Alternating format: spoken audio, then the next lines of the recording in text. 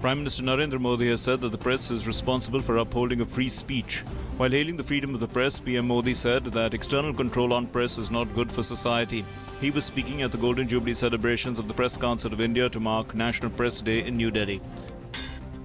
Information and Broadcasting Minister Venkaiah Naidu said that the government will not pose any restrictions on the media provided the media plays its role in a responsible manner. He called upon the media to be nearer to the truth and refrain from sensationalism. He was speaking at the Golden Jubilee celebrations of the Press Council of India in New Delhi. Government today put up a strong defence in Rajya Sabha on demonetization, saying the step was taken in national interest to end corruption and black money, which, it said, is also used for terror activities in the country. Power Minister Piyush Goyal put forward the view of the government and slammed opposition for opposing a novel move. The minister said that the move will ultimately boost the economy and benefit the poor. Meanwhile, Lok Sabha was adjourned for the day after paying tribute to a sitting member of the House. Prime Minister Narendra Modi has said the government is ready to discuss any issue in Parliament. Talking to reporters ahead of the winter session, PM Modi hoped that there will be a healthy debate and said everyone should talk about people's aspirations. He appealed to the opposition for unity, saying that the government wants to reform the tax system. Banks have started applying indelible ink mark on the right-hand index finger of customers in select metro cities to stop repeat money exchangers thronging banks with invalid currency notes. The move comes amid reports of long queues and chaotic at banks and ATMs across the country after demonetization of high-value currency notes.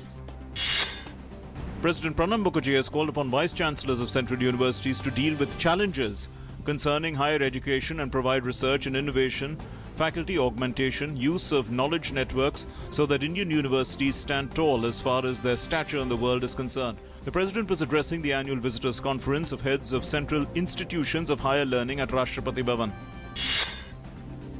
Speaking at the annual Visitors' Conference at Rashtrapati Bhavan, Union Human Resources Development Minister Prakash Javadekar said government would set up a committee to give final shape to the new education policy. He said that an educationist would head such a committee. Congress Vice President Rahul Gandhi was granted bail by a Bhiwandi court in a defamation case relating to his alleged defamatory comments against the RSS. The case against Rahul was filed by a local RSS functionary over the former's speech in Bhiwandi on March 6, 2014 in the run-up to the Lok Sabha polls. External Affairs Minister Sushma Swaraj said she's on dialysis at AIIMS after suffering from kidney failure. The minister also said she was undergoing tests for a possible kidney transplant. The minister Sushma Swaraj, who has been admitted to AIIMS on the 7th of November, shared the news to her Twitter followers. In Jammu and Kashmir, a policeman was killed in an encounter with terrorists in the forest area of Baramulla district. Police said security forces launched an anti-militancy operation in a Marbal village in the district in the wee hours, following information about the presence of ultras there. Over 20 countries, including Brazil and France, have become signatories to the Framework Agreement of the International Solar Alliance, an initiative that is the brainchild of Prime Minister Narendra Modi. The Framework Agreement of International Solar Alliance was opened for signatures at Marrakesh on the sidelines of COP22 with Environment Minister Anil Dave, saying that with this legal framework in place, the ISA will be a major international body headquartered in India. US President-elect Donald Trump refuted reports of infighting among his advisors over key cabinet appointments and a shake-up in his transition team, saying a very organized process is taking place to select the finalists. A week after he was elected in a historic election, the president-elect is yet to name a member of his cabinet. So far, he has named his chief of staff and chief strategist.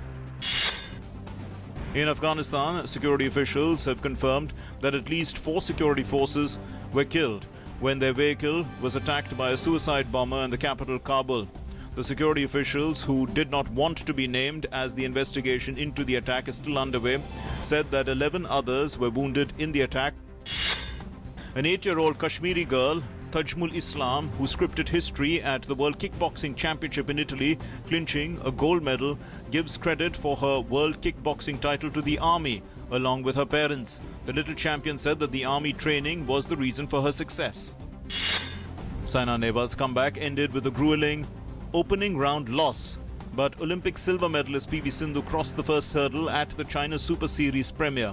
Seven-seeded Sindhu, however, had no problems in disposing of the challenger from Chinese Taipei, Chia Hinson Lee, in just 34 minutes.